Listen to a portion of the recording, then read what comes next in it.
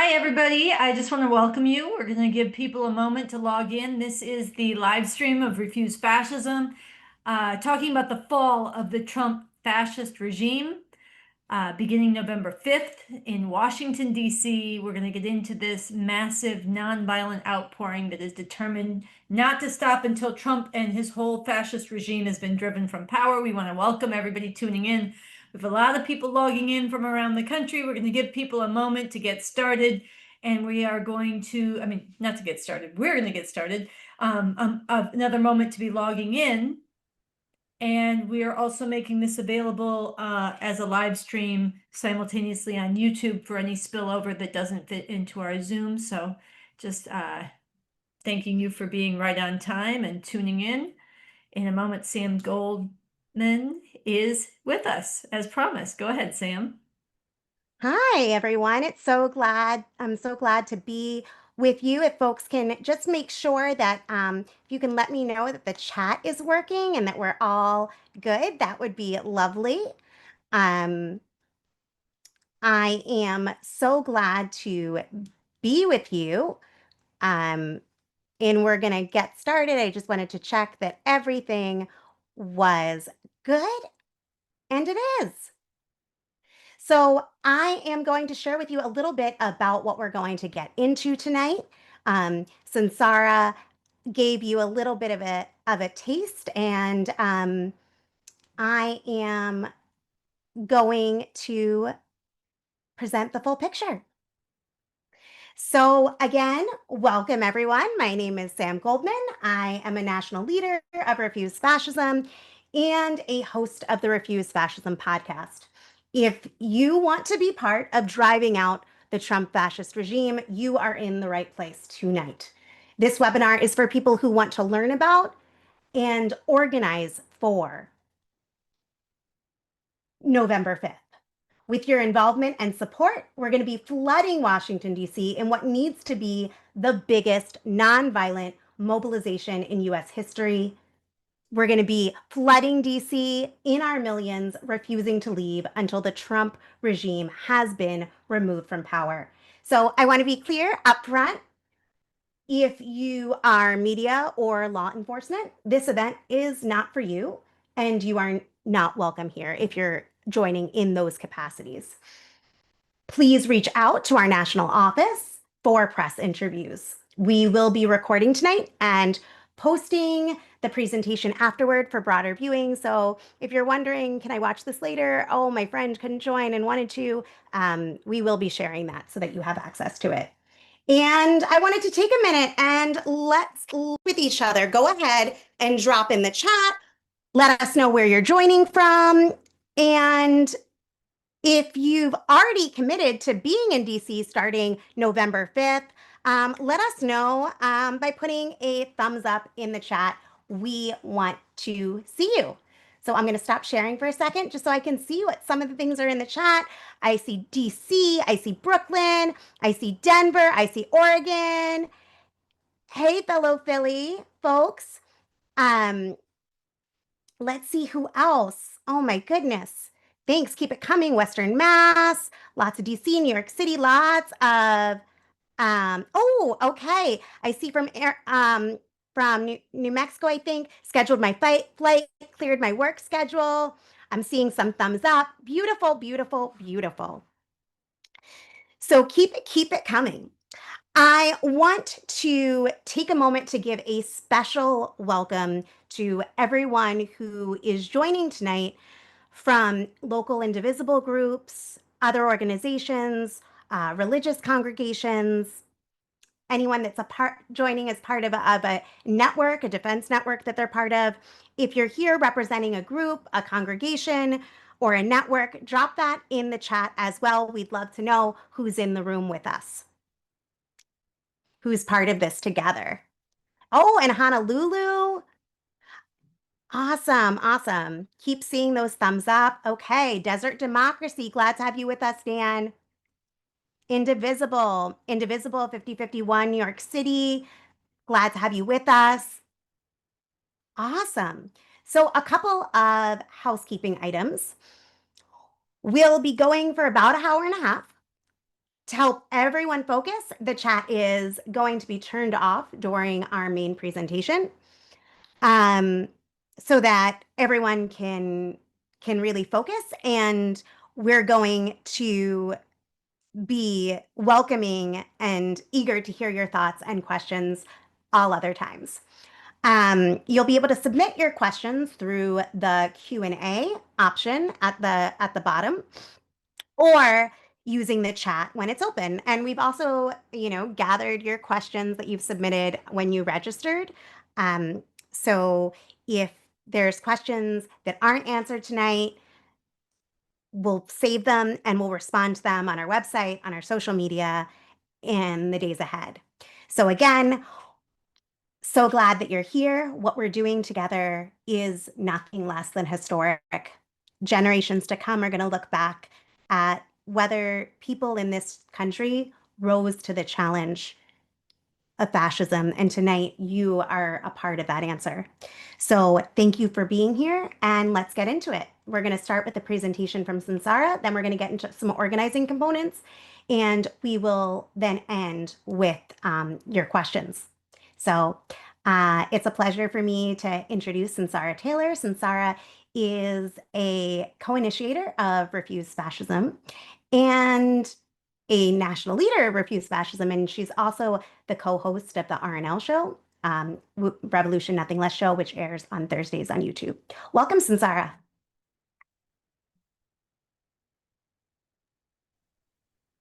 Hi, thank you, Sam, and thank you to everybody who is tuning in. I'm really happy to be with you in this extremely momentous time. What I'm going to do is I'm going to lay out what it is that we are initiating, calling for, the stakes of this, what we face, and how we're going to accomplish it. So it's going to be substantive. I'm going to go through some things, and then we'll have time for an organizing presentation, the nuts and bolts, concretely what you need to start doing. And then we'll have some question and answer as Sam opened up. So the time has come for the fall of the Trump fascist regime. Beginning November 5th, 2025, the 1-year anniversary of Trump's election, millions and millions of us descend on Washington, D.C. in the biggest nonviolent but determined mass mobilization in U.S. history, not stopping until this fascist regime, the Trump fascist regime, has been driven from power.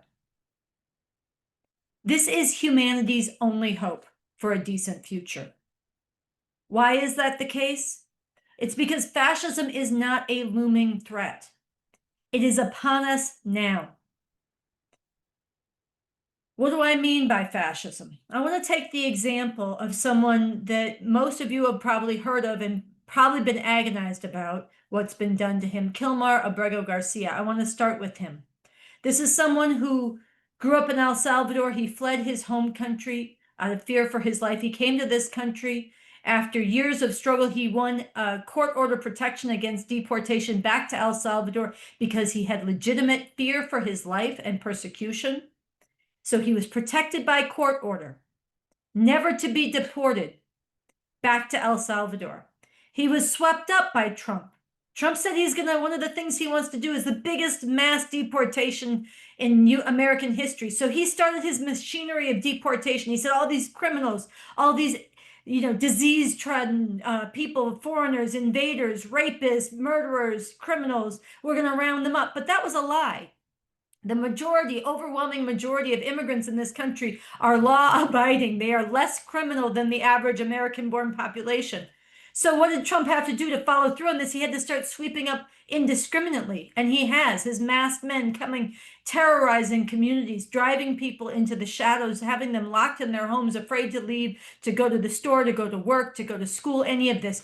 Kilmar Abrego Garcia gets swept up in one of these, in the mass deportation machinery, in violation of the order that he should never be sent back to El Salvador. He's put on a plane with others to go to El Salvador to be sent to Sikhat prison, a prison notorious around the world for its brutal conditions, its human rights violations, and the fact that no one has ever gotten out of it. Mid-trip to El Salvador, another court intervenes and says Trump it is to the administration, it is against the law. Now that I've ordered it, stop the planes mid-flight. You had no due process. These immigrants must not be sent to El Salvador. Trump and his regime land the planes anywhere. Anyway, two violations of court orders. First, he should never have been sent to El Salvador. Second, none of them should have been landed by the second court order. This gets raised. Finally, somebody in the Trump regime itself admits that Kilmar was deported by mistake. It was a clerical error. The Supreme Court of the United States says Trump should facilitate his return, and Trump says, I have no power. I can't do anything about it. And he throws up his hands. He's defying the Supreme Court after he defied these other courts. Finally, after international outcry and tremendous legal battles, Kilmar Abrego Garcia is returned to this country only to face illegitimate charges once again. He goes in for an interview on his immigration status. He is kidnapped yet again, and now the regime is trying to send him to Uganda, to a country that he does not speak the language. He has no ties. He shouldn't be facing criminal charges. He's already been tortured, reportedly tortured and beaten in Sikot, and Trump is taking a vendetta against him. This is somebody who is just living his life. And it is not about anybody's safety. It is not about protecting the American people or the homeland. This is about instilling terror. It is about, it's showing the entire world that the most massively repressive and powerful state in the history of the world will come down and squash you like a bug. Evidence or not, rule of law or not, and it's to instill terror against all immigrants, but also against anybody who would oppose Trump. And it is not only vicious, cruel, terroristic, it is in violation of, making a mockery of due process and the rule of law, which is a cornerstone of fascism. It's openly terroristic dictatorship of this system. No constraint by the rule of law. And it's terror from below, but Trump fascism, Trump MAGA fascism, is also terror from the top down. I want you to think about just a few days ago. Trump's FBI raided the home of John Bolton. John Bolton, former U.S. National Security Advisor, former ambassador to the UN under Trump himself. John Bolton was part of Trump's administration. John Bolton has been a loyal part of the U.S. apparatus of war and imperialist domination around the world. He's carried out all kinds of, in my view, crimes of this country around the world. Even Donald Trump has come after because he criticized Trump. He called him out. He had differences over how Trump is handling things and over quite a bit of Trump's ignorance about the world. John Bolton spoke out about this. So Trump had his home raided. Chris Christie also was once part of the camp of friends around Trump, part of his team, criticizes this act of intimidation. And Trump the next day says, well, maybe I'll investigate you. I think you got away with murder. And I'm not saying Chris Christie never did anything wrong. John Bolton never did anything wrong. I'm saying this is a vendetta, and it is, again, intended to instill terror against the masses of people who might oppose Trump or be targeted by him, some of the classes of people that he hates and that his base of supporters hate and want to purge in this country, or somebody even within the halls of power. In addition to John Bolton and Chris Christie, Donald Trump's thugs have assaulted, arrested, and threatened Democratic mayors, Democratic governors, Democratic senators, even a former president. Donald Trump has accused Obama of treason and had investigations opened up into his conduct. Treason carries the death penalty. This is very, very serious. And I want you to understand, we need to understand, not only is this terroristic, not only is this a violation of the way that the norms of this country have worked. For nearly 150 years, since shortly after the end of the Civil War, disputes among the rulers, even fierce disputes, were settled through lawsuits. They were settled in other ways. They were not settled by weaponizing and treating the Justice Department and the FBI and the repressive apparatus of the state as a vendetta machine. And this going after Trump's Democratic rivals and even Republican rivals who don't march in lockstep with his fascism is both necessary on his part to clear the way within the government of any force that would oppose his fascist program. You think about during the 2020 beautiful uprising against the police murder of George Floyd and Breonna Taylor, when Donald Trump wanted to ask his generals to shoot protesters in the legs, and the generals said no. Trump is trying to get rid of anybody within any of the institutions who will tell him no. And they did thwart a lot of his program legitimately, because his program is illegitimate and Trump won, and he's purging them. So he has to have a vendetta. It's not just his personal vindictiveness, although that's part of it, but it's necessary to clear the way of any obstacles within the machinery of the state for his full fascist program. And it's to clear the way for even greater atrocities against the masses of people. Because as Senator Padilla said after he was brutally assaulted for simply asking a question of Kristi Noem, when she was saying how the military had been deployed to Los Angeles explicitly to overturn Democratic elections in California. And Padilla spoke up and challenged this, and he was tackled and detained. And he said, if they will do this to me, a sitting US senator, think what they will do to the cook and the dishwasher and the day laborer at Home Depot. And indeed, we don't have to imagine. We have seen the brutality play out, and we have seen the images and the reports from Alligator Alcatraz with people being forced to eat rotten food in cage, airless, suffocating, overheated cages without medical care, without due process. And this is just the beginning. If this regime is not stopped, if this regime is not driven from power soon, which is the only way to get it to stop, all of this that I'm describing will look like child's play. It will look quaint.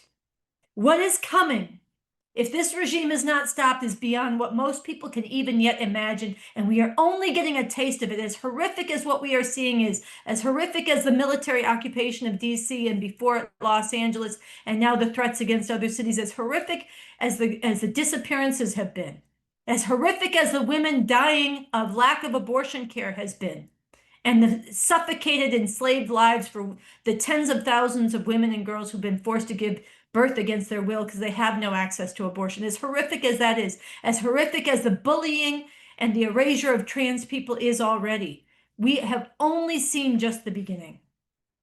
And I want to take note of a particular pattern that goes along with all of this. When Trump is taking vengeance and sending his thugs against and deploying military against Democratic cities and governors and this sort of thing, he is taking within this special vengeance on Black political figures.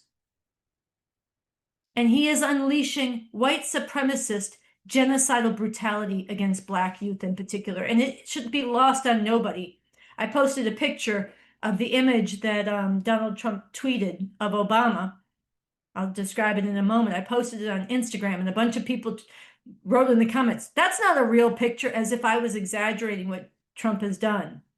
But it's not a real picture. I'll describe it. But it's a picture that Trump posted.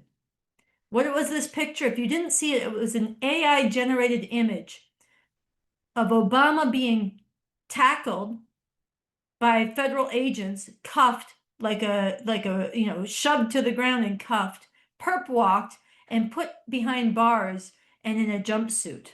And there was the imagery of vengeance against any of Trump's rivals, but there was a particular vendetta against a Black man who rose to president, but a Black man at all, who belongs in Trump's view in prison. And this has been a characteristic, a hallmark of Trump for most of his life.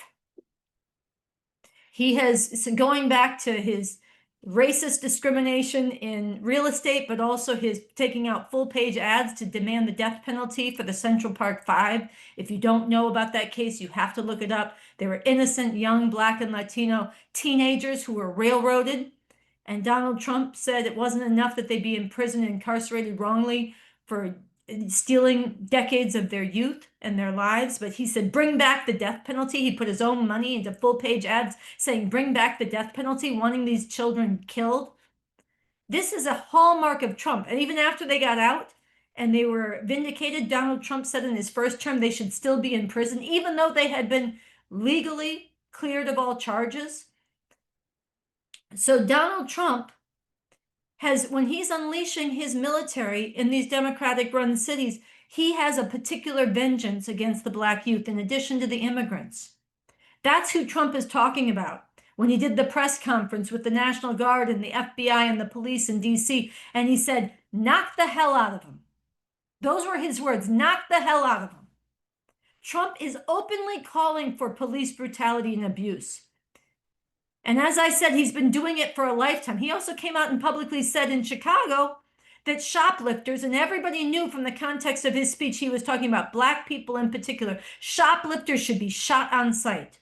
Not put on trial, not elevate the penalties after a trial, shot on sight. This is what he is greenlighting. And let's be clear. Millions and millions of Black people already have had their lives destroyed and crushed by the massive epidemic of police terror, brutality, and mass incarceration in this country. It has crushed millions and millions of lives. But this is not enough for Trump. He wants to put this on steroids. And he has talked about deporting, quote, homegrowns to places like El Salvador and elsewhere. Well, who do you think he's talking about? He's talking about dissidents. He's talking about his opponents, disappearing them forever. And he is talking about immigrants, definitely, brown-skinned people, whether they have papers or not. And he is definitely talking about Black people. Why else do you think he and that white supremacist idiot sidekick, Pete Pigsbreath, is fighting so hard to bring back the Confederate monuments and to rename military bases after Confederate generals and to cast U.S. chattel slavery as not that bad? U.S. chattel slavery, an institution where Black people were branded with hot irons and whipped like beasts, where they were forced to work from can't see in the morning to can't see at night, where they were raped and raped and raped again, and then forced to have their children ripped from their arms and sold away at a profit to some plantation owner. And they were denied the right to read, and they were punished if they learned to read. This was not so bad in Trump's view. And you don't say that's not so bad if you're not intending to bring that kind of thing back. Maybe not in that exact form, but maybe not that different. This is really a genocidal, white supremacist, fascist program. And I want to underscore, we have only seen the beginning. And even this is not the full picture. I want to add to this that Trump is assaulting science and medicine. And it's important that we confront this because on one level, everybody knows Trump is an asshole. Everybody knows he's doing things wrong. Every decent person knows. I know there's the Trump supporters, but I'm talking about the over half this country that's decent. People know this, but they have not confronted it fully. And in some levels, they're in denial. And in many ways, they are being denied. It's hard to keep up with how fast things are moving. And so it's important that we keep up and we confront people with this, because if people don't understand what we're facing, they're not going to act in the ways that are necessary. If you don't understand you're about to die from cancer, you're not going to go through chemo because it is not fun. You'd rather go to the beach. You'd rather live your life. If you don't understand how bad the disease is, the treatment, and we're talking about a nonviolent massive movement, but we are talking about people standing up and sacrificing and doing it together in a massive way before it is too late. So we have to confront what we're really up against. So I want to add to this Trump's assault on science and medicine. Trump put a science-denying lunatic in charge of the Center for Disease Control. RFK Jr. is a man, and I don't judge people for what they do as young people if they grow out of it. You look at somebody's arc of their life, but JFK Jr. has continued in this. As a kid, they say that he would have his friends come over and he'd put live baby birds in a blender and turn it on for amusement just to watch them be shocked. And he's continued like this, sawing the head off a whale. This guy is a lunatic. And he's a science denier. He's a vaccine denier. He spreads conspiracy theories. And he has come in and taken a sledgehammer to the institution in this country, to science itself, to humanity's store of knowledge, but also to the institution that is charged with public health. He fired the whole panel of people in charge of the mRNA vaccine.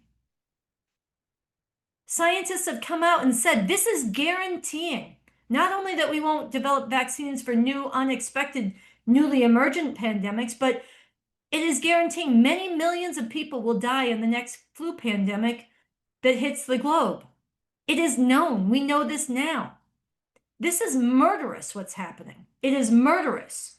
And I want to shout out today the scientists at the CDC who walked out in protest after RFK tried to force out the director of the CDC. And I want to shout out Susan Monarez, the director, for refusing to resign and fighting and staying and fighting. And one of the things we need, and I'll mention this in a minute, is we need people to stop submitting to Donald Trump's fascist orders and extortion within the institutions. We need people to even, it's not enough to just resign and protest and speak out. People need to stay and they need to fight against the fascist imposition and remaking of these institutions. So it's very important these scientists walked out. This is unprecedented, what's being done. It's unprecedented to see the scientists walk out. And that is telling you how life and death this is. But it's in every realm. It's Trump's moves to subjugate the arts, to take over the Kennedy Center, and far beyond that, to subjugate the arts to fascist conformity and cruelty. It's his acceleration of climate destruction, his defunding, and his acceleration of fossil fuels, including in the international arena, undermining renewables. This is accelerating an existential death sentence for all of humanity and many other species. It is Trump's full-throated backing of the howling moral crime that is the genocide in Gaza, with his twisted glee about turning that land into beachfront property and a casino for the wealthy. All of this and more that we don't have time to go into, all of this is something that every decent person needs to understand and confront. There is no living with this fascism. I see these tutorials, you've probably seen them too. 10 things to do to survive fascism. Here's the tip for how we get through this authoritarianism together. Here's the answer. There is no getting through this. There are no tips to survive this. There are many, many forms of resistance that are needed, but we need to have them all aiming at and building towards defeating this fascism, unseating this regime, driving it from power. Yes, non-violently, but driving it from power, because as long as it's in power, it will barrel ahead. It will absorb different acts of resistance, and it will move on more fronts than the people can possibly keep up with. It's been heroic to see the people defending the rights and lives of immigrants that are illegitimately under attack and being assaulted by ICE. We need tens of thousands of people. When ICE shows up, it shouldn't be a dozen, it shouldn't be 100, it should be thousands. But let's be honest, most people have been deported, and most people have been driven into terror to hiding. And many, over 1 million, I've seen reports 1.5 million, have already self-deported. Unless and until this regime is driven out, unseated, removed from power, there is no living with this. It will only get far worse, and the horrors will go beyond what you can even imagine right now. And anybody looking back with historic perspective is not going to say, oh, they couldn't have seen it coming. The writing is on the wall, and Trump is rubbing our faces in it every day. Every compromise with this regime, every accommodation made by any institution or individual, even in the name of preserving some funding or some research or some ability to do some good for some people, only fuels Trump's demand for even more slavish submission. Every capitulation by universities, law firms, other agencies only feeds this regime's ravenous hunger to remake all of society in its grotesque image. We are facing fascism. This is a different form of brutal rule. It cannot be lived with. It must be defeated. It must be driven from power, and time is running out to do so. This is why we need the biggest outpouring in all of U.S. history on Washington, D.C., November 5th, and that's just a start. It needs to be sustained, not a one-day thing, non-violent but determined, and such numbers that this regime, it creates the kind of political crisis where we can set in motion driving this regime from power. And I want to underscore, it needs to be November 5th. It can't be later. It has to be soon. The elections, a lot of people say, well, I've heard this said too by a lot of decent people. We need to make a lot of noise. We need to protest. We need to be out there for the next year in order to slow this down until the midterm elections. No. First of all, Trump is accelerating. We are not slowing him down. We are getting creamed right now. We don't have to be. There's tens of millions of us. We could win this battle, but right now we are not winning it. We have to be real. We're not slowing it down. He's accelerating. Number two, anybody who is sane has to confront that there is no sane reason to expect Donald Trump to respect an election he loses. This is a man, this is a tyrant who instigated the January 6th insurrectionists, and then he pardoned them. He's already tried to steal an election. Even Gavin Newsom was talking about this. This is right out there. And he's already openly rigging the next election. Yes, I'm talking about the open calls for gerrymandering so that he can have illegitimately Republican fascist representation in the midterms. But I'm also talking about the mobilization of the National Guard from all these red states, overwhelmingly Confederate states, by no coincidence, into the blue cities. I think we have to ban this word that the pundits and way too many politicians are using to describe the occupation of DC. They say it's performative. Oh, these troops are there. They're not really doing anything. They're hanging out in front of Union Station, posing for pictures. It's performative. It's just Trump's ego. No, it is setting precedent. And it doesn't take the most imaginative person to imagine these troops stationed in the concentrated blue cities, in Detroit, in Philadelphia, and other places in the swing states, stationed like this. Troops who've been told to knock the hell out of them. Troops who've been recruited, as they are doing, from among the most racist and vigilante and militia types in this country, Proud Boy types, and who don't have badges and who are stationed around the election polling booths. You think that won't suppress Black votes and Latino votes? You think that won't help him rig the elections? Or if he starts to count them and thinks he's losing, they can't create a pretext where they can throw out the elections? They are not going to accept an election they lose.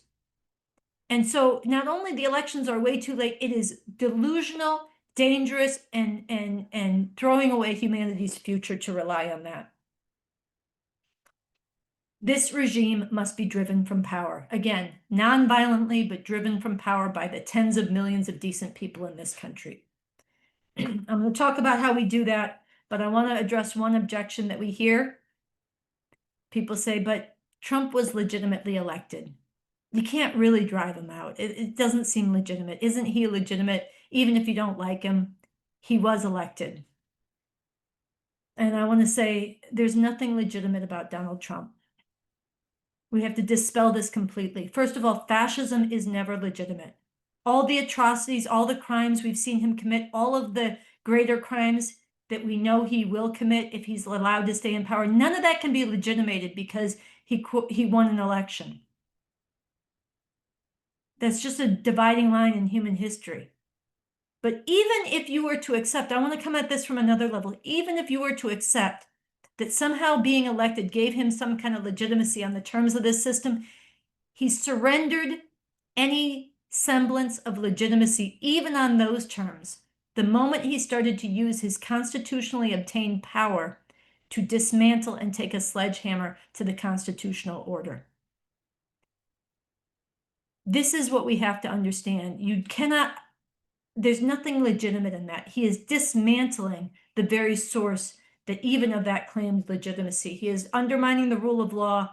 He is undermining the separation of powers. He has turned the Supreme Court illegitimately into an instrument of fascist atrocity. And it is green-lighting his crimes. It is aiding and abetting him in violating and systematically ignoring the US Constitution. And he's done things that are openly unconstitutional, and he's been given sanction by the court. Just the other day, he said by executive order, he wants to give a year prison time to anybody who burns the flag. Well, that's not a power he constitutionally has. The Supreme Court upheld that right. Joey versus Johnson, 1984. Proud, very dear comrade and friend of mine who burned that flag and has spoken out about it on the Revolution Nothing Less show. We're going to be broadcasting it this evening, his interview. And I'm very proud of the veterans who went immediately in DC in front of the White House and burnt the flag in defiance of that. But this is just one of many examples. Any claim to legitimacy this man might have had, he's surrendered, and his regime has surrendered by dismantling this constitutional order. So again, and I keep coming back to this, the regime must be driven from power. Tens of millions of us non-violently converging on Washington, D.C., November 5th, the anniversary of his reelection, and not stopping until he is gone from power. So, is this realistic, and how could this really work?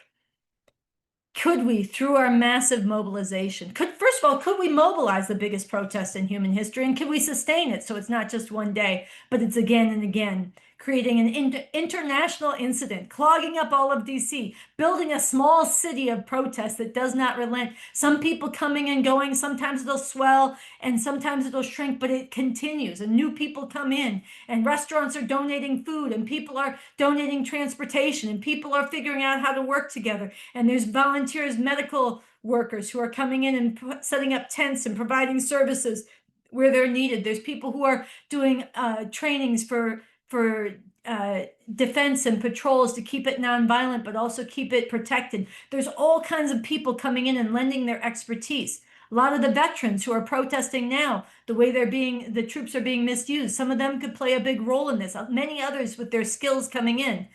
Musicians coming and playing, making this an international spectacle, but not a spectacle, a real determined resistance that inspires the world and creates the level of political crisis in this country that Donald Trump cannot govern this country, cannot impose his fascist program, and cannot even hold on to the reins of power. First of all, is it realistic that we could get these people? Somebody asked me this morning. A lot of people ask this. They say, well, you really think you can get the American people to do that? You really think people are more willing to protest than they were before, and this is more likely now? I'm going to be very honest. The odds are very long. Overwhelmingly, there's tens of millions of people who care deeply. There's more of us than there are of the fascists. But overwhelmingly, people are in denial. They get it partly, but they're not confronting the full picture. And they're finding a way to live with this. Yes, protest springs up with each new outrage, but overall the protests have been shrinking. And that's not a fault of our bad organizing or somebody else's bad organizing or this group or that group. That's because, I mean, you think about it, June 14th, No King's Day, there was over 5 million people in the streets. We haven't seen anything close to that. It's been smaller and smaller. And the fundamental reason for this is that people are afraid of the stakes. And if you don't see a way that your protest is going to break through, if you protested and the regime continues to accelerate, of course it's the right thing to do, but a lot of people are going to choose not to. And especially when the stakes are going up, especially when you see what they're doing to Kilmar Abrego Garcia, especially when you see the vindictiveness and vendetta, even against very powerful ruling class figures. You think, why am I going to stick my neck out? Everybody who does gets fired, gets investigated, gets imprisoned, gets disappeared. Maybe I should lay low. Only if we come out in the massive enough numbers that they can't pick us off. Only if we do that do we stand a chance, and only if we call for something as big as what Refuse Fascism has initiated, but which everybody has to take up, which is millions and millions of us strong in DC. Only in that way do we stand a chance to stop this regime. And so only something on that scale is going to inspire people on the level that is necessary. It really is, as they say in sports sometimes, go big or go home. Of course, everybody should do the right thing and protest and object in whatever personal way they can. But let's be real. We have a responsibility to the people of the world and to the people under the gun now and to future generations to stop this regime, not just do the right thing, to stop it, to defeat it, to drive it from power nonviolently. And so that's where we have to aim. And I believe, and those of us who initiated this call believe, that only if we call for that do we have a chance of inspiring and winning people to the biggest mobilization in US history. So yes, I think it's possible. No, I don't think it's the most likely. I'm gonna be real.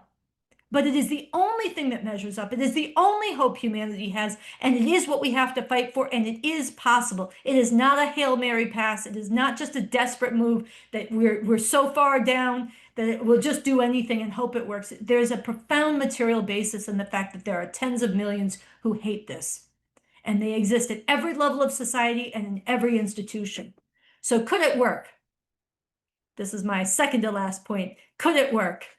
Yes, it could.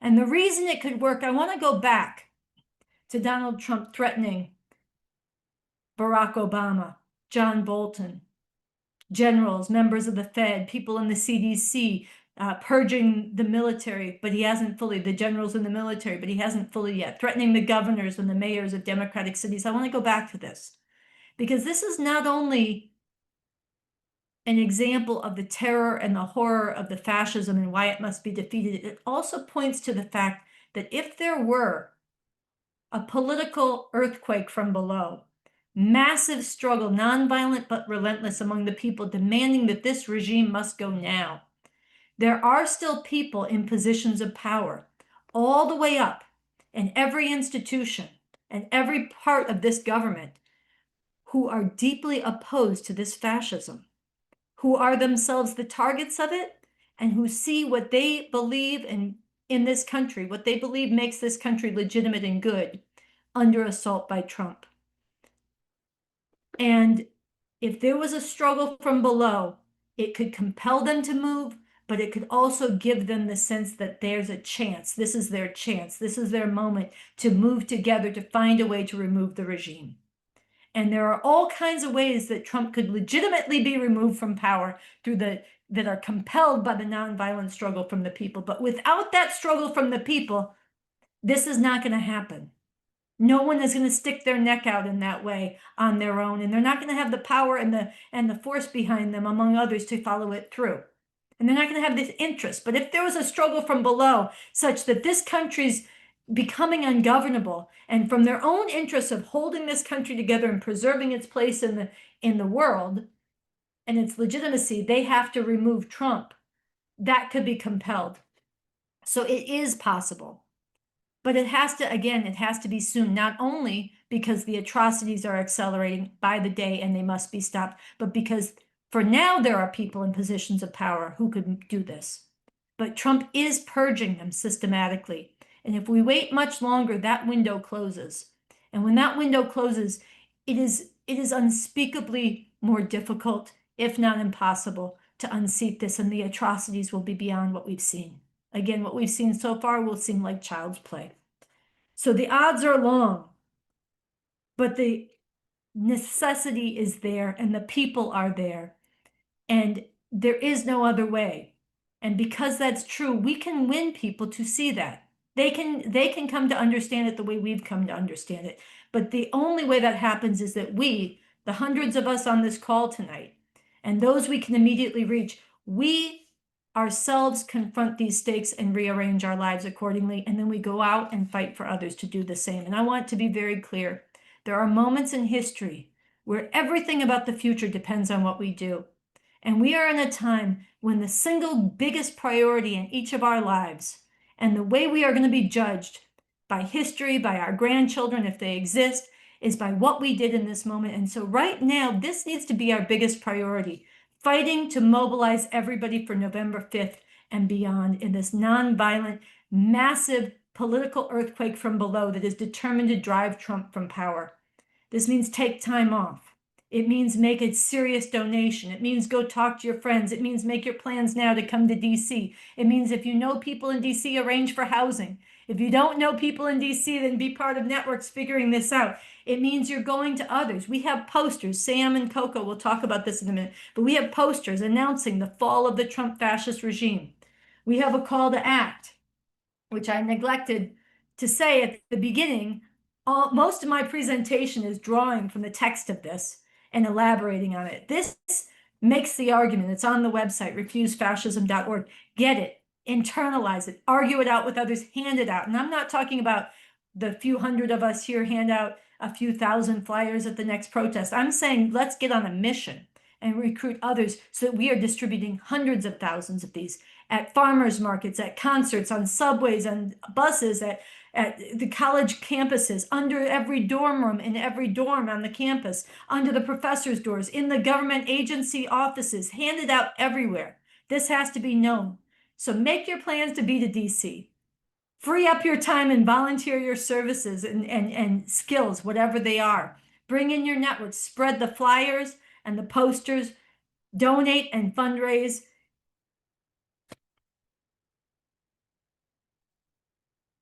Get out to people who have influence and platforms and celebrity and disproportionate resources and make the argument to them, or set up meetings for me and others, Coco, Sam, and others, to meet with them and really argue for why they need to throw in. Everybody with a platform has disproportionate responsibility. And there's a lot of people, again, who care. We need to let them know this is our chance. This is not our thing, refuse fascism. This is humanity's chance. We initiated this. We invite everybody in. It is open to all. It needs to be taken up by everybody as their own. And we are prepared to go anywhere and make the argument to anybody who can be a game changer in this. So help get to those people who have disproportionate influence. Learn as you do this. Dialogue with others. Unite all who can be united. I'm a communist revolutionary. I'm a follower of the revolutionary leader Bob Avakian, whose writings I highly recommend. He's been way ahead of the curve on the rise of fascism and how it must be defeated, and on a host of other questions. Get into what he's saying. Don't be scared away, but also bring in your own ideas. Stand together. We need to unite from the people who are in the ruling authorities all the way to the most radical and everybody in between. We need to have unity because none of us want a fascist America. And we need to learn to work together. So unite all who can be united. And finally, people say, but we can't wait till November. And that's true. People need to be rising up now. There needs to be resistance now. There needs to be refusal to comply. There needs to be mass defiance, including in the institutions. Instead of capitulation after capitulation like dominoes, people in the universities need to stand up. They need to stand up in the law firms. They need to stand up in the government agencies like at the CDC. And they need to demand their institutions, if they've capitulated, they need to reverse the capitulation. And if they haven't, they need to stand strong. And there needs to be waves of protest and resistance, but it needs to be linked to driving out the regime and converging in DC on November 5th. And then from there, it's on. So I want to close the way that the call to action that we put out closes, where it says, history is full of examples where people who had right on their side fought against tremendous odds and were victorious. It is also filled with examples where people hope to wait it out, only to get swallowed by a horror beyond what they ever imagined. The future is unwritten. Which one we get is up to us.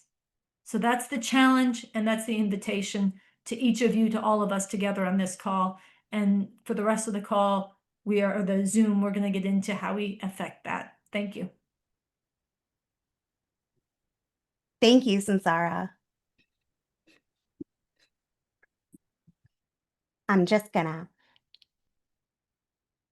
change it up. And I want to share my screen to share with you the resources as we go through them.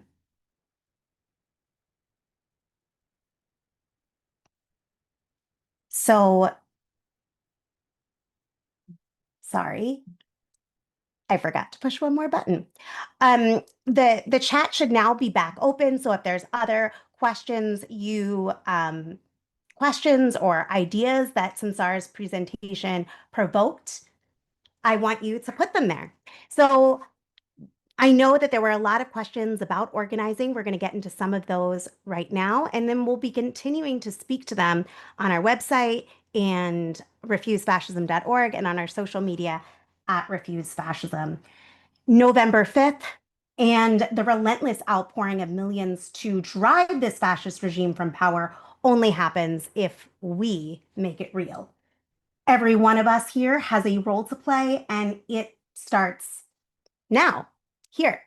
So We are going to be organizing now together. We're going to go over a few things, concretizing our plans to be in DC and share those plans with others, to spread the word everywhere, to fundraise and contribute ourselves, and to engage in mass defiance and non-compliance. And because of time, we'll have more resources up on our website and on our social media about that one, since Sarah spoke to that some. But for the focus of this webinar, that's not going to be our main focus. So step one, commit to being in DC starting November 5th, this November 5th. So I'm going to give you a moment to scan this QR code if you haven't already, so that you can take a moment right now to commit to being in DC starting November 5th. We need millions, millions, and millions flooding DC. You know, somebody said, what's the demand? The demand is Trump must go now. The demand is we're not going to stop until this fascist regime is removed from power. That's what our goal is set on, and we're not going to accept anything less. So cheers to those who are doing that right now. We're going to bring that up again. But having people commit and taking that act, once you do that, you will be connected with updates. We'll reach out to you so that not only you know what's happening, but that you're involved in making it happen.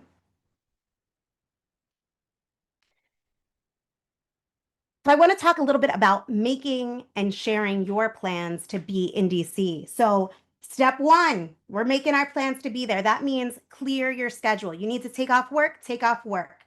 You need to arrange childcare, arrange that childcare. Talk to your family now. Talk to your neighbors, your friends, whatever arrangements you need to make. Book your ride, arrange that carpool, get your train tickets, get your bus tickets, get your plane tickets. Did I say that already? And if you're part of a group or a network, start organizing buses. Start organizing, I heard some people in LA talking about chartering planes. Start looking into that now. Start fundraising, asking your friends and family to support you in making this commitment. If they can't go, will they contribute to supporting you in getting there? Reach out to your friend that lives in DC, your old college roommate, um, whoever. Can you crash at their place in DC? Can they house others? Make arrangements to stay at a hostel. Commit to making this real. And again, right now, if you haven't already, scan that QR code, fill out that short commitment, take that moment to do it, or at least scan it so that you have it for later. And if you've committed and you've signed up, drop a thumbs up in the chat. Do it while we're talking, and and think about it this way: that the first step in getting others to be part of building for this is us making the commitment ourselves, and it starts with us making our plan to be there. And I want to let people know, because I did see these in the questions, that we're going to have more resources regarding housing and transportation soon. But again, I want to encourage people, don't wait. If you're someone with connections in DC, move on those now. Get that carpool together, get that bus together. And when you sign up, you will be hearing from us if you commit. We're going to give you ways to get more involved and to stay updated. And very importantly, share that you're coming. Once you've made this commitment that you will be in DC demanding that the whole Trump fascist regime must go now, demanding the fall of the Trump regime starting November 5th. Once you've done that, share it. Post it on your socials, text your group chat, tell your cousin, your coworker, your neighbor, your friends, your classmates, your professors. When people hear you are going and the steps that you're taking to make that real, it makes it real for them. Your courage spreads. That's how we multiply this. So, doing a quick, story after, posting a quick story after this Zoom, just saying, I signed up, I'm going to DC starting November 5th, join me, and the link. Like, that's a great first step.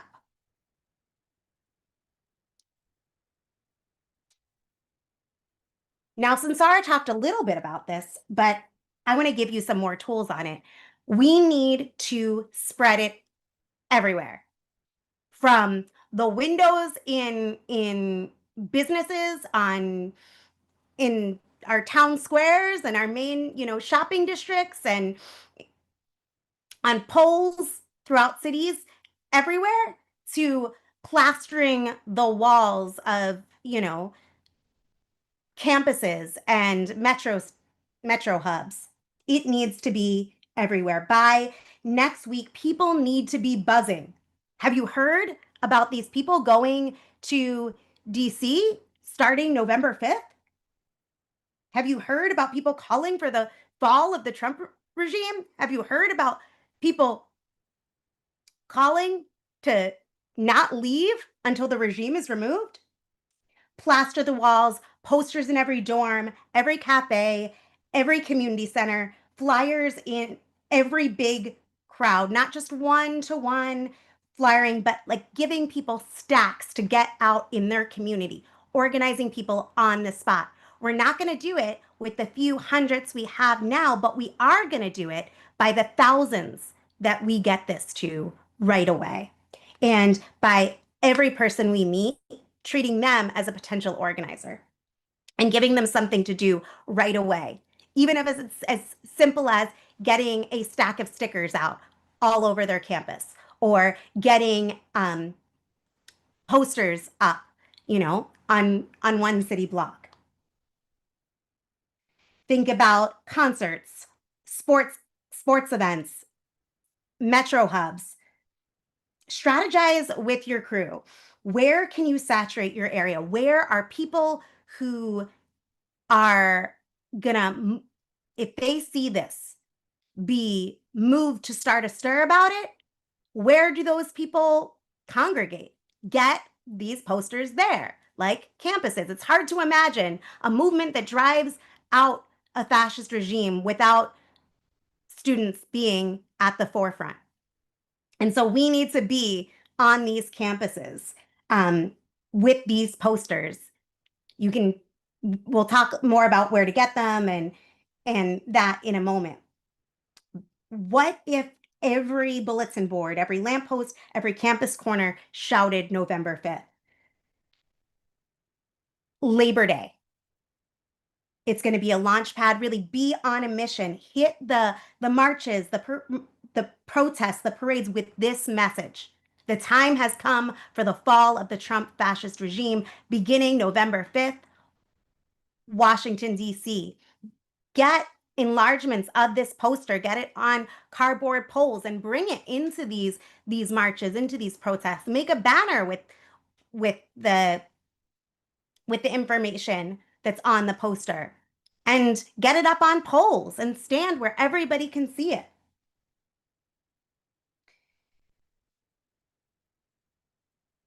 When people see November 5th everywhere, on every wall, every post, every bulletin board, it tells them this is real. It builds momentum and it builds urgency. People start asking, what's happening November 5th? And that's how we turn this into a movement. People have asked, how do we go from where we are to where we need to be? This is part of it. It's not all of it, but it is an essential first step. We need people, walking into class or work saying, I've seen this everywhere. What's going on with this November 5th thing? Visual saturation is really how movements become undeniable. Every sticker that people see, every flyer, every poster is a signal that this is something serious, that we are many and we are coming. When the walls of a city or a campus all say November 5th, this is what creates that buzz. It sparks conversation and it gives people the courage to step in, including, people out were asking about organizations. This is part of what gives organizations too the courage to step in, because they can see with their own eyes that they won't be standing alone. So in addition to spreading it everywhere in real life. We need to spread it everywhere, um, on, on the phone, in our conversations, online, really everywhere. You're on Reddit, post it on Reddit, but and post it all over social media. And we'll talk a little bit more about that um, later. But really, we can't just post and hope. We've got to talk to people. So pick up the phone. You are somebody who wants to work with organizational outreach. Call some churches, call some that are in your area, call some of the organizations that you think need to be throwing in, and call everyone who's signed up. If you're part of a Refuse Fascism chapter, there are people that have signed up that are in your area. They've signed the call to conscience. They signed up to volunteer. They've just signed up to be in the loop. Call those people. Ask, do you know about November 5th? Do you know that we're calling people to flood DC? Have you made your plans? Have you committed to coming? Did you tell your friends? And make the case. Use the call for November 5th. There's a half-page flyer that you can use basically as a script. The first part of it, to have those conversations, but really be sharing why you are going, why why you are throwing into this. And really, phone banking and fundraising are really lifelines. They turn hundreds into thousands. And part of that is how we turn those thousands into millions. And fundraising, with all we do, we can't imagine driving out a fascist regime without raising lots and lots of funds. Fighting fascism isn't free. And so part of what we can do, part of what we must do when we're having these conversations with whether they be friends or family, whether they be people who've signed up, um, we need to be asking everyone to donate to make this real, whether they can donate $10 or $10,000. Um, we can say things like, I'm going to DC to drive the Trump fascist regime from power. I'm going to be there starting November 5th. I'm changing my life to be there. And I want you to chip in so that we can get 10,000 posters up. That's concrete and that can help people, move people. And this is how we build the networks and infrastructure um, that's foundational to what we're trying to do. And spread the word on social media. We have a toolkit we're going to share with you, but really it needs to be, filling not just the walls, but social feeds with November 5th. The time has come for the fall of the fascist Trump regime. Be part of the biggest nonviolent mobilization in US history. Be there on November 5th. Come late if you must. Come and stay if you can, but you need to be there. You need to be there.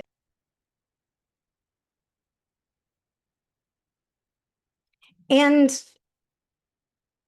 as I said, with this fundraising component, the first step in similarly to the first step of getting other people to come to DC is us making our commitments right now to make real our plans to be there. Um, we also have a role to play in contributing to making this real. And the truth is, history is decided by what we do. It's going to be decided by whether we flood the streets and refuse to let this fascist regime tighten its grip on the country, whether we flood the streets and, and bring things to a halt in DC until this regime is removed from power, spreading across the country from there. Or if we sit back and let fascism consolidate. November 5th has to be a turning point. Millions of people need to feel it in their bones that something historic is coming, that there is a real plan to drive Trump out of power, that this is humanity's only chance. And that only happens if everywhere they turn, they see November 5th. The time has come for the fall of the Trump fascist regime, beginning November 5th. in Washington, D.C. Mobile billboards cutting through traffic, movie-sized posters on cities' walls, their social feeds lit up with this one message. That's what your donation does. It transforms this from an idea into an undeniable force. And tonight, every dollar you give will be doubled up to 1,000. That's not just money, that is our momentum multiplied. So don't sit this out. Give like the future depends on it, because it does. So I'm going to give you a moment, scan that QR code or check the chat for ways to give. If you can give 20, give 20. If 50 is a stretch, give 50. If you can give $5 or $10, that makes a difference too. And let's make November 5th impossible to ignore. So you can go to refusefascism.org to make your donation, or you can text support to 855-755-1314, or you can scan the QR code. And I want to thank everyone who has already contributed, everybody who's asking their friends, their family, strangers to contribute to this, everyone who is raising funds through bake sales, through yard sales, through whatever creative means they have. This is part of making this biggest mobilization in U.S. history to stop this regime that imperils all of humanity and the earth itself.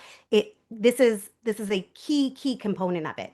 And it's not that saturation is the only thing we need funds for, but we need to move on this really quickly, and make November 5th known everywhere. So in the chat, we'll have more information, but I want to continue. So I want to ask Coco to join me. Hello, everyone. Nice to be here. Okay, so I am going to show you a very important toolkit, actually two very important resources on the website. Can you all see my screen? So I want to show you how to get to it. So this is the refusefascism.org website. And actually this picture here of protest in 1969 against the Vietnam War is also a hyperlink that takes you right to the call for November 5th. And I do want to say, if you have not read the full call, you really want to do it right after we get off this this webinar. It's very impactful and profound and inspiring. But what I'm going to point you to here is resources. And then if you go down here to organizing toolkits, first of all, the print resources, including flyers, maybe I will just show you that. You can see all kinds of, banner stickers, but the flyers, there's a half-page flyer, and there is a full-page black and white flyer. There's also a full-page color flyer. But back to resources. If you go down to organizing toolkits, if you are someone who's on social media a lot, and wants to help out with social media, you can access the social media toolkit. And this is so incredibly useful because you don't have to sit there and think about what to say. You should come up with your own things if you want to, but this will help you get started on some core messaging, our official hashtags. I'm not going to go through the whole thing, but for people who are willing to be on Twitter, TikTok, Instagram, and talk to prominence, get this out to the people who are posting, videos of their disgust with what Trump is doing, get them to know that November 5th is on the horizon. And then there is also a general organizing toolkit, and the real principle behind this is that anybody, you do not have to be a longtime organizer with Refuse Fascism. Anyone who is just stepping into this, who wants this nightmare to end, can start to get the word out. So all of the key links are here. But what I want to point out, I'm just kind of showing you I have the full call here in case you want to cut and paste from there, or copy and paste. But I want to point out the sample emails. So these are emails that anybody can write to friends, family, coworkers, people you don't know, and faith leaders. And there are different kinds of, so there's one basic invitation email, why you are committing to go to DC, to help you make that argument and, inspire others and call others into joining you. And then there's other kinds of messaging that can be incorporated in. So there's fundraising, outreach to faith and community organizations. I'm seeing a lot of questions about, are we partnering with other organizations? This is a call for everyone to join the largest and build for the largest mass mobilization in US history, nonviolent. And yes, all of these other organizations should be involved, and we need to invite them and go and talk to them. If you are part of a church, if you're part of an organization, this can help you make the argument. And then finally, there's message guidance. Some of our frequently asked questions we get into here with some bullet points. It's not something you have to study and memorize, but it is here to be a resource for you. So those are the organizing toolkits. They are linked in I believe they will be linked in the chat if they have not already been.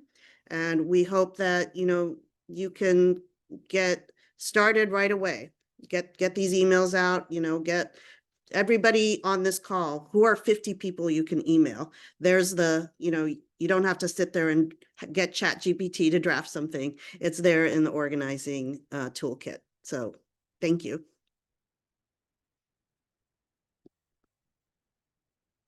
Thanks, Coco. I wanted to also show um, some of the resources that also are available, just so that people see some of what they actually look like.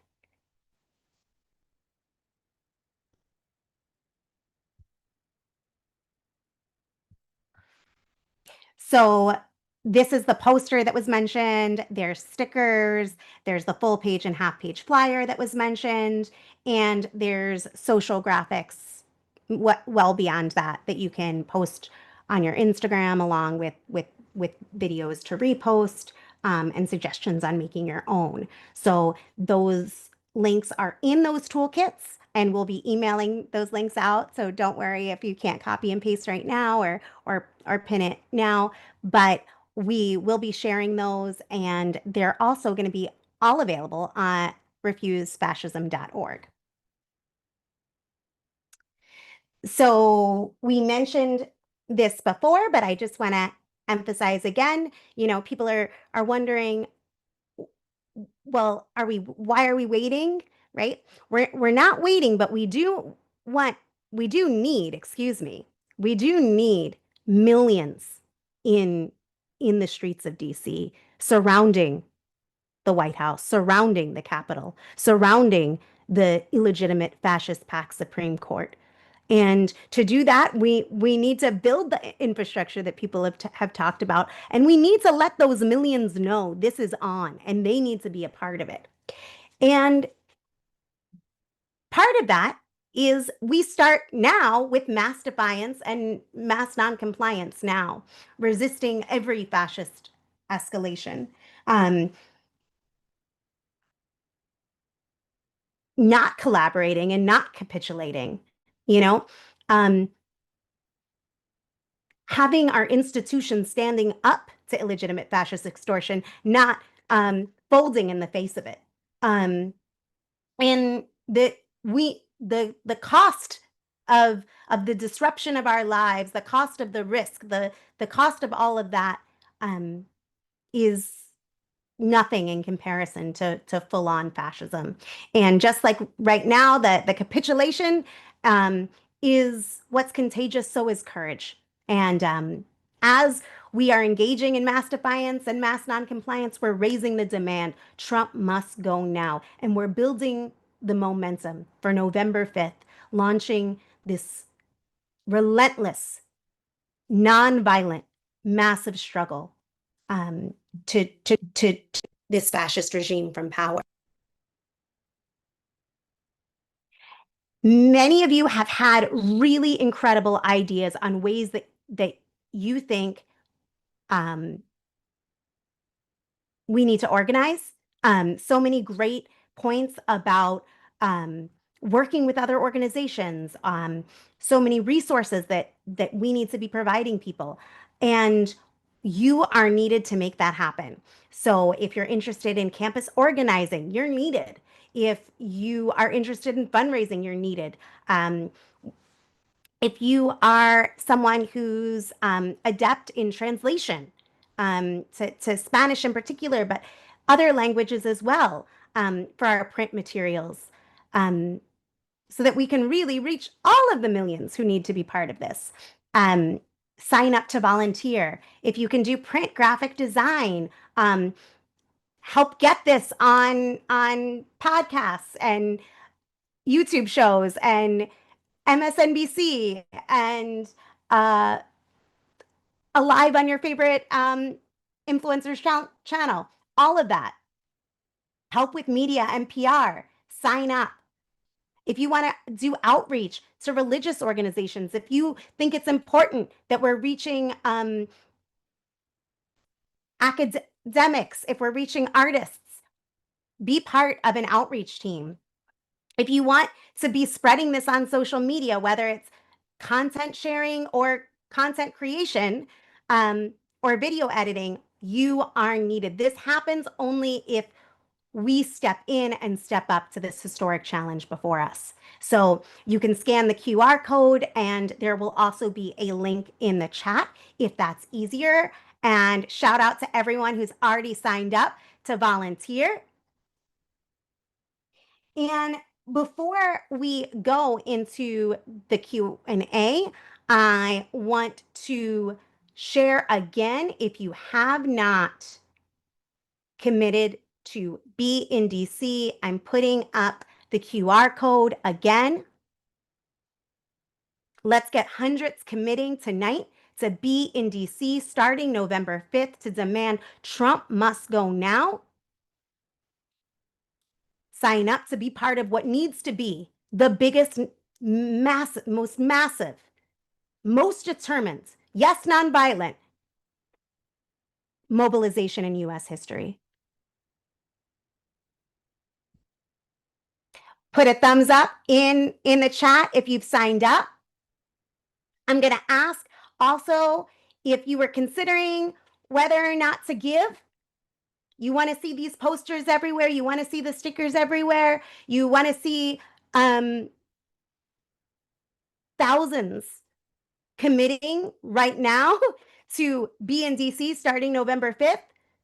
Your support is needed. Give as much as you can and then give a little bit more. This only happens if we make it happen. We have it. All your donations up to $1,000 will be matched. We're pushing to raise 25,000 total by Labor Day. And someone in the chat will update us where we're at towards that goal. We have so many great questions that I want to get to you, but I don't want to forget this. I want to share, there are some chapters that we have um, that are acting now that need to grow. And if you are in an area where you see a chapter, join them. Be part of, saturating with others, getting these posters up and out with others, strategizing with people in your area on how we can make November 5th, Flood DC, known by everybody in your city. So you can see how to find people on Instagram, on email, and I'm going to ask that somebody put in the chat the link to where you can find uh, all that contact information up on our website. And connecting with us, I'll show this again later, but I just wanted to emphasize again, be sure to follow us on social media at Refuse Fascism. And I'm going to stop sharing so that we can get to your questions. So I would love if Sansara and Coco could turn your videos on and say hi to us. I see Coco.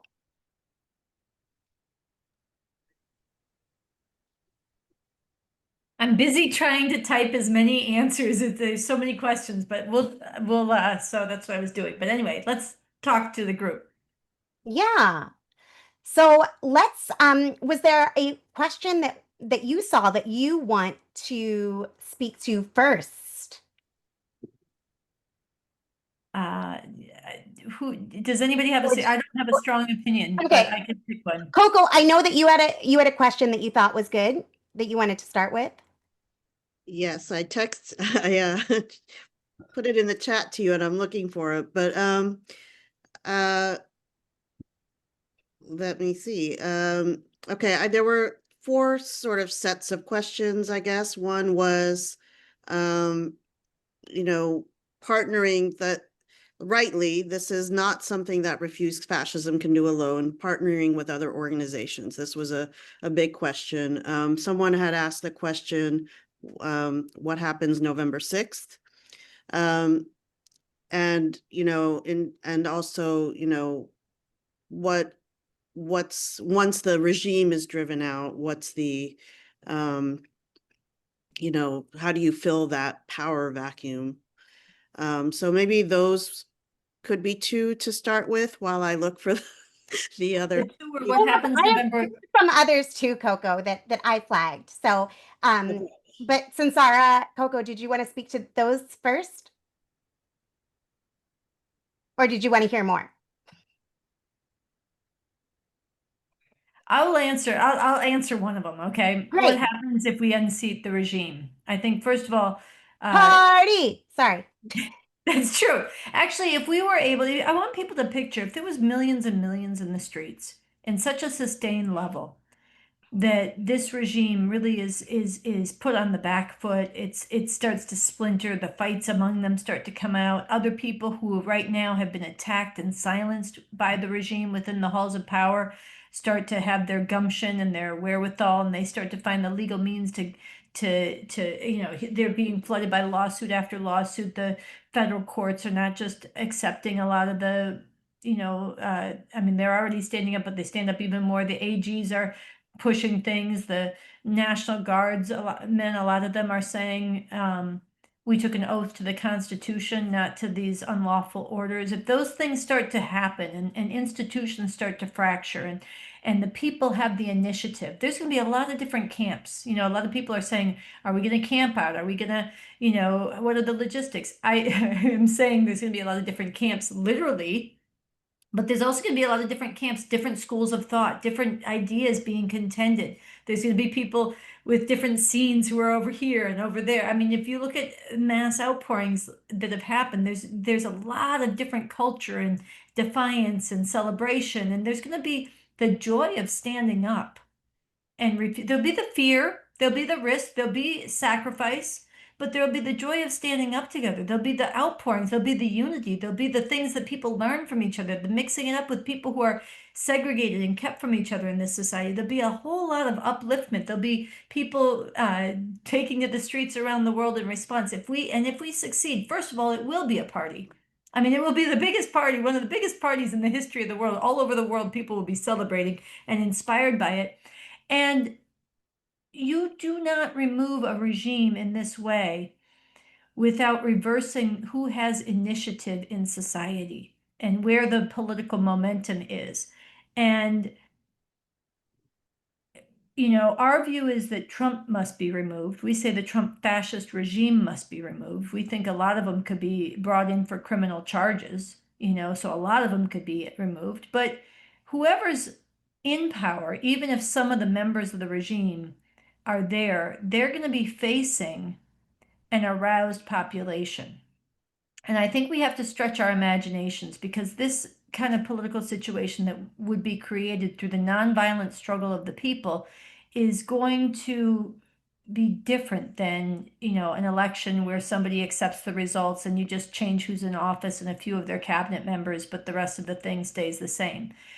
Policies change, and that's how change, people are more familiar. But I want you to imagine the kind of massive political convulsion that would unseat a regime. And I want to say, first of all, we don't know how many people would be removed and charged and investigated alongside Trump. We know that, there are many people who have violated the court orders, rule of law, carried out human rights atrocities already in the Trump administration. So many could be removed and charged. But the other thing is, in a court of law and see where the charges go.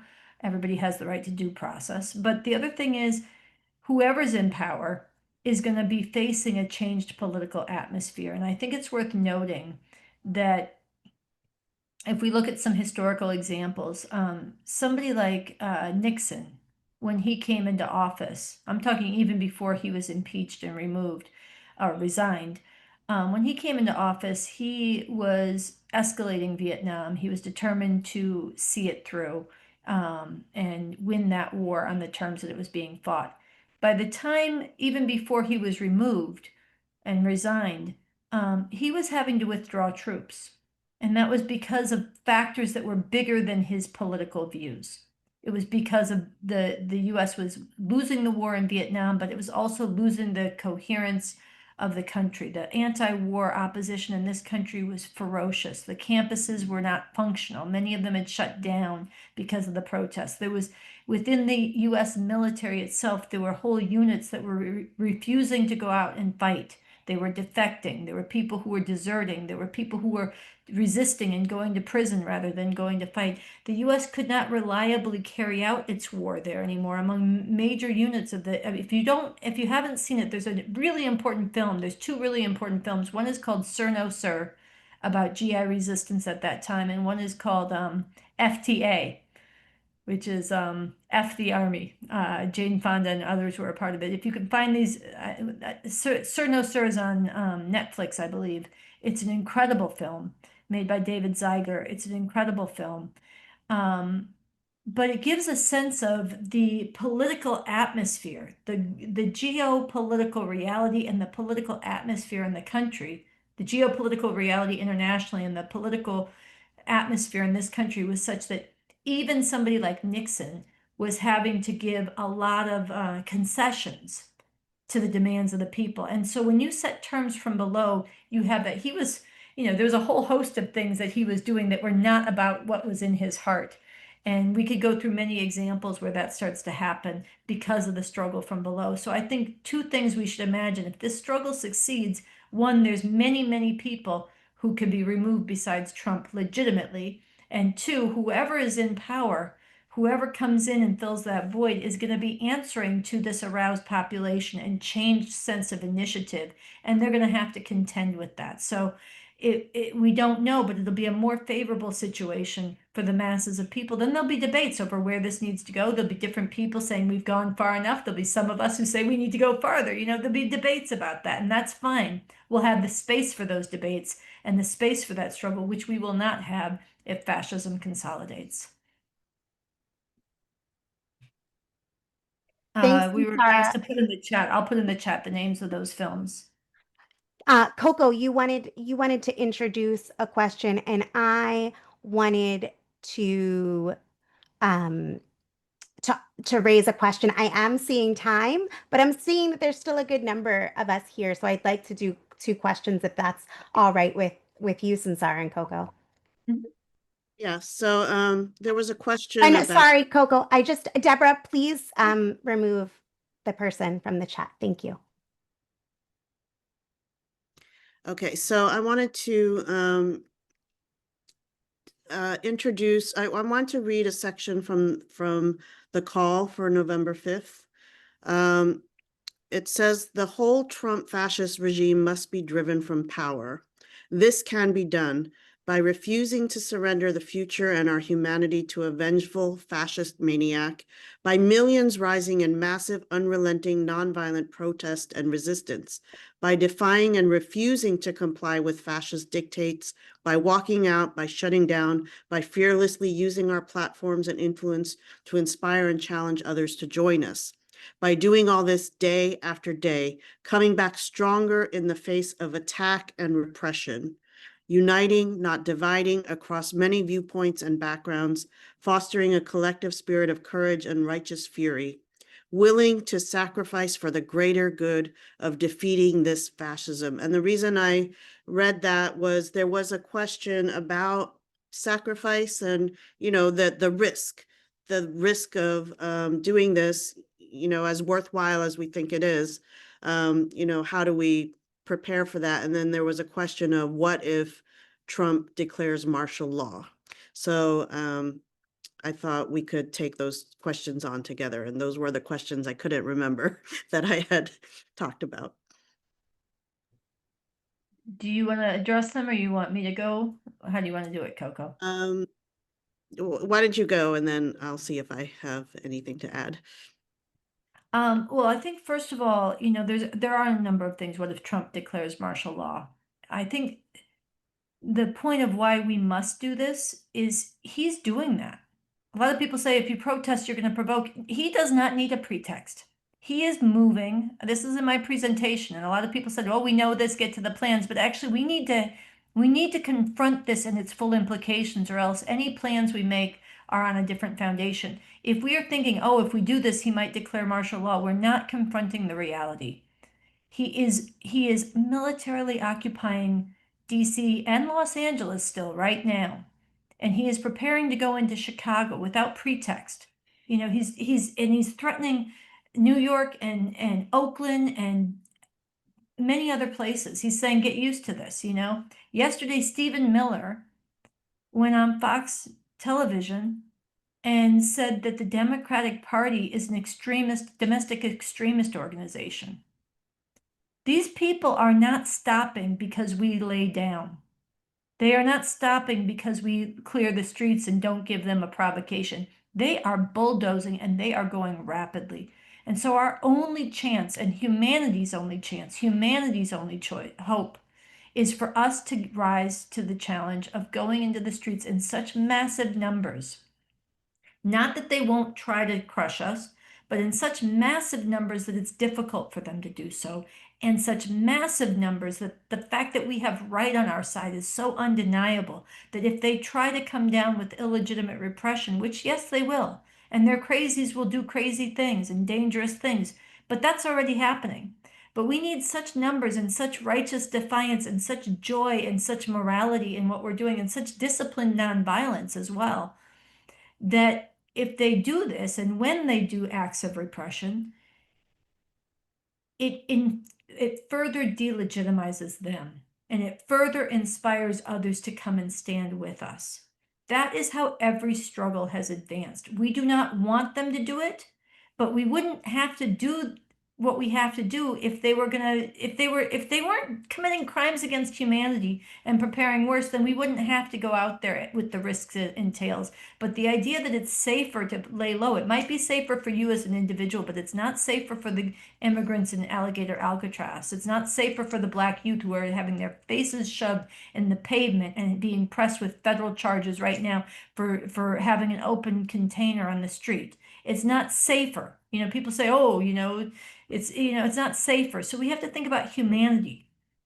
And it's not safer to lay low. It is safer if we all stand up. Then any sacrifice that entails and that ends up requiring, we have to have each other's backs. We have to build the unity and we have to turn all of it into a further advance on our side because that's how every struggle goes. You get in a situation, and this is one that will be favorable to us. This is what we want. It's called the dictator's dilemma. It's a real thing. It's happened all over the world where you have such a massive popular uprising that the dictator has a dilemma. If I let it go, will people feel inspired and encouraged and it'll keep growing? Or do I try to crush it and scare people away? But if I try to crush it and it doesn't work and people come back stronger, then I look even more weak and vulnerable and it inspires even more people to stand up. That dictator's dilemma is going to be one that we have to ride. But the way you ride that is you maintain that right is on our side. We conduct ourselves consistent with the world we're fighting for, which is one where people come together nonviolently and thrash out the future, where we have respect for people with different languages and skin colors and genders, where we respect the rule of law and defend the rights that are supposed to be enshrined in the US Constitution, even for people who took an oath to the Constitution and for people like me who don't believe in the US Constitution and would like a different system. But as long as we are forced to live under this system, we're going to demand that the rights that are in the protections that are supposed to be inscribed in that Constitution are extended to everybody. We're going to come together and demand that and fight for that and make any sacrifice it takes from us redound to further growth and further inspiration. And the fact is, we celebrate the people, the John Lewises of the world. We celebrate the people who put it on the line and brought down Jim Crow. We celebrate the people who sacrificed so that women won the right to vote. We celebrate the people who gave their lives in disproportionate numbers, Black people in the Civil War, to end the abomination of slavery. None of that happened without sacrifice. And the idea that we're going to defeat fascism on the cheap is illusion, and it's morally bankrupt illusion. But that doesn't mean we take sacrifice lightly. We don't. It actually is why we're saying we have to be nonviolent. It's why we're saying we need to be massive in our numbers. It's why we're saying that we're doing something that has a basis to succeed, because there are sections of the ruling class who don't like what's happening, who could be moved to act against it, but will not move without the compulsion from below. We're doing something that has a basis to succeed, and sitting down and laying down and playing it safe has no basis to succeed or to keep humanity safe. And it is a guarantee to give the future to a bunch of white supremacist, fascist, woman-hating, environment-destroying, science-denying terrorists of the planet. And we can't do that.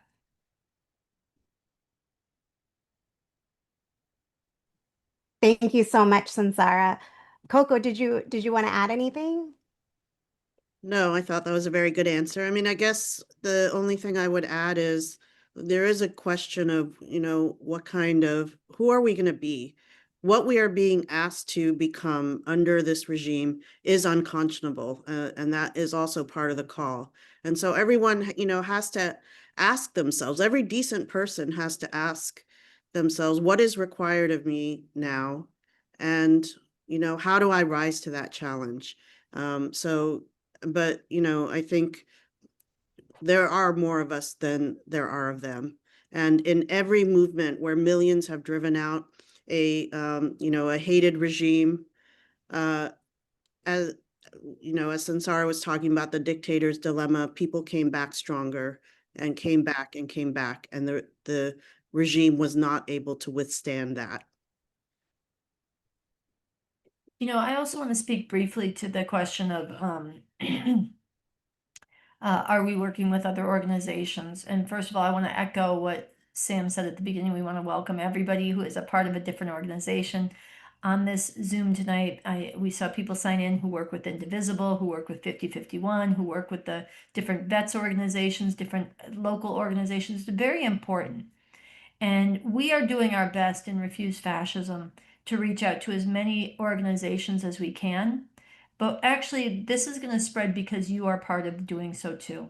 And we want to make clear, we put on our poster, initiated by Refuse Fascism and open to all to be part of the biggest mass nonviolent outpouring in US history to drive this regime from power. This is not our thing. This is not our next protest, our next organizing effort. People do protest, they do things, and it's good. And people are doing a lot of really important work. There are people who are doing networks to defend immigrants. They're doing networks to do legal clinics. They're escorting people to their meetings. There's people who are funding abortions and helping women get across state lines to get abortions to save their lives or to just preserve their independence and keep them from forced motherhood and all the suffocation of that when it's not a choice. There's people who are doing many, many different things.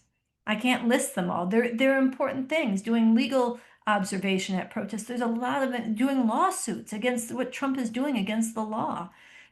All of this is important. We are not saying don't do that. We're saying do all that, but marshal it and take this up as part of this, not because we say so, but because really nothing else measures up objectively. Trump will overwhelm all the acts of resistance, all the heroism that we've seen.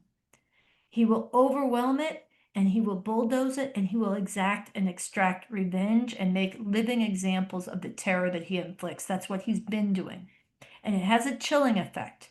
And we've already seen that the protests and the numbers are diminishing. I'm not saying we're defeated, but they are diminishing. And that will continue.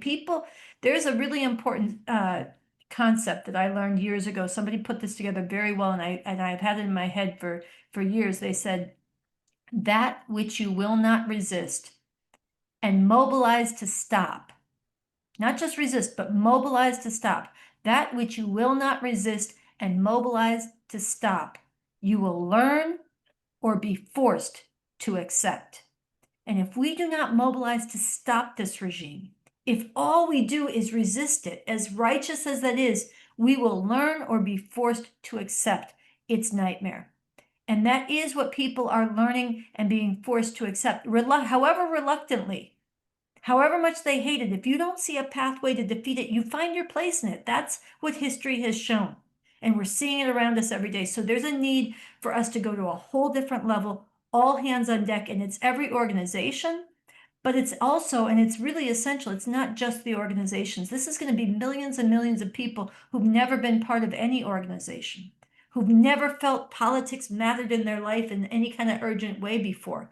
But what they're seeing now is unprecedented. I mean, I don't know if we have ever seen the scientists at the Center for Disease Control.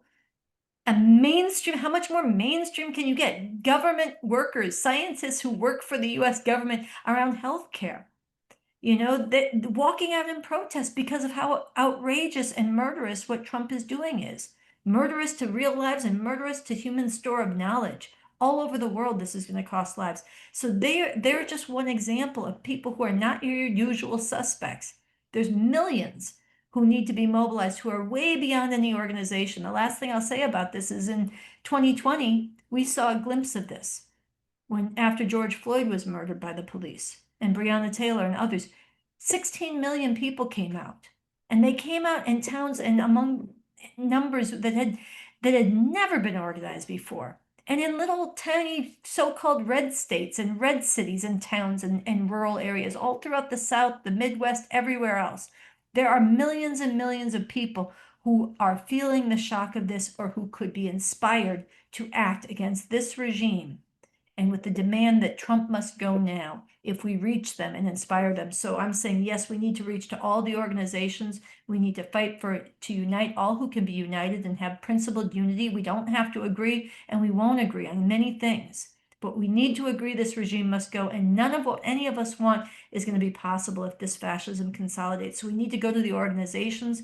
We need you to help go to the organizations, go to the people that you work with, reach out to them. They need to be hearing about this from you and many other people, but also work with us to get to many, many, many people beyond those who have ever been organized before, because that's who all of us have to be in this. Absolutely. I just wanted to, as I'm seeing the time, it's 9:45.